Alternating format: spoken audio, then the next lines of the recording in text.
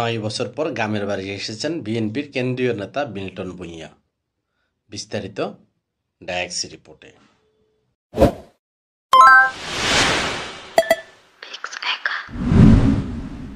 বাংলাদেশ জাতীয়তাবাদী দল বিএনপির নির্বাহী কমিটির অন্যতম সদস্য সন্দীপের কৃতি সন্তান মিজানুর রহমান ভূঁইয়া সন্দ্বীপে আগমন উপলক্ষে আনন্দ মিছিল করেছে উপজেলা বিএনপি অঙ্গ ও সহযোগী সংগঠন।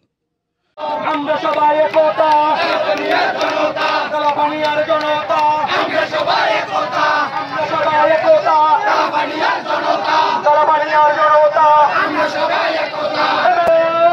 শোনে এক লড়াই করো, জিয়ার সৈনিক, জিয়ার সৈনিক, এক লড়াই করো, মিল্টন ভাইয়ের আগমন, শুভেচ্ছার স্বাগতম, শুভেচ্ছার স্বাগতম।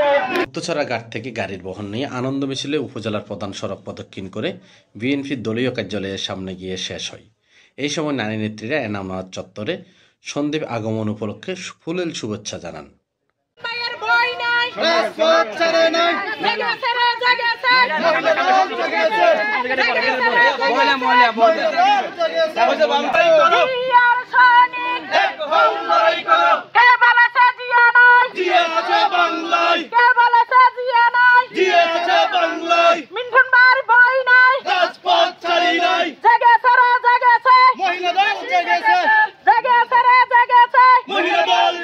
মুহুমুহু স্লোগানে ভরিয়ে দেন সন্দ্বীপের রাজপথ। এরপর দলীয় কার্যালয়ের সামনে আলোচনা সভার আয়োজন করা হয়।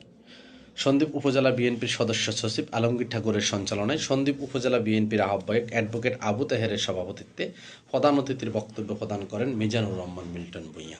আপনারা জানেন, দীর্ঘ 9 বছর পর আমি বাংলাদেশ ও নিজ জন্মভূমি সন্দ্বীপে ফিরেছি, কারণ ফ্যাসিস্ট সরকার দীর্ঘদিন আমাকে দেশে আসতে দেয়নি। স্বৈরাচারী শেখ হাসিনার পুত্র সজীব ওয়াজেদ জয়কে অপহরণের নাটক সাজিয়ে আমাকে দণ্ড দিয়েছে। ইনশাআল্লাহ জনগণের দোয়ায় আমি দেশে ফিরে এসেছি। এই সময় তিনি বলেন, আমি আমূত্র সন্দ্বীপের মানুষের সেবা করে যাব। নৌ যাতায়াত ও সীমানা নির্ধারণ সহ দ্বীপের যে সমস্ত সমস্যা রয়েছে তা নিয়ে সরকারের উচ্চ মহলের সাথে আলোচনা করে সমাধান করার চেষ্টা করব। আজ আপনারা যে ভালোবাসা দিয়েছেন তার জন্য আপনাদের কাছে চিরঋণী হয়ে থাকব। এই সময় আরও বক্তব্য রাখেন চট্টগ্রাম উত্তর জেলা বিএনপির যুগ্ম আহ্বায়ক ইঞ্জিনিয়ার বেলায়েত হোসেন, উত্তর জেলা সদস্য আজমত আলী বাহাদুর, সন্দ্বীপ উপজেলা যুগ্ম আহ্বায়ক সোলেমান বাদশাহ, যুগ্ম আহ্বায়ক জাহাঙ্গীর হোসেন প্রমুখ। এই সময় উপস্থিত ছিলেন সন্দ্বীপ উপজেলা বিএনপি ও অঙ্গ সংগঠনের হাজার হাজার নেতাকর্মী। পুষ্পেন্দ্র মজুমদার, ডায়াক্স রিপোর্ট, সন্দ্বীপ এক্সপ্রেস টিভি।